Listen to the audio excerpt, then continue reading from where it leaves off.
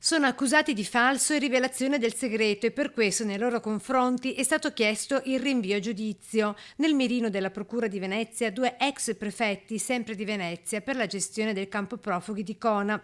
Il processo chiesto nei confronti di Domenico Cuttaia e Carlo Boffi, insieme all'ex viceprefetto, sempre di Venezia, Vito Cusumano, ora prefetto a Bolzano.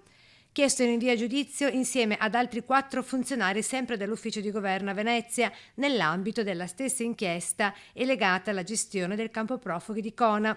Secondo l'ipotesi accusatoria dei PM Lucia D'Alessandro e Federica Baccaglini, gli ex prefetti con gli altri funzionari dello Stato avrebbero annunciato le visite ispettive al centro di Cona, alla cooperativa Edeco che la gestiva, in modo da evitare contestazioni. Per gli altri indagati, invece, la Procura procede per l'ipotesi di reato per frode nelle forniture e truffa. Di fatto avrebbero tollerato che i titolari della Edeco non rispettassero i termini del capitolato d'appalto. Sarebbero venuti meno i controlli sul numero di operatori per l'assistenza ai migranti, così come a quello dei medici per l'assistenza sanitaria prevista. La struttura di Cona, una volta scattata l'inchiesta, è stata progressivamente alleggerita quanto al numero di ospiti per poi essere definitivamente chiusa.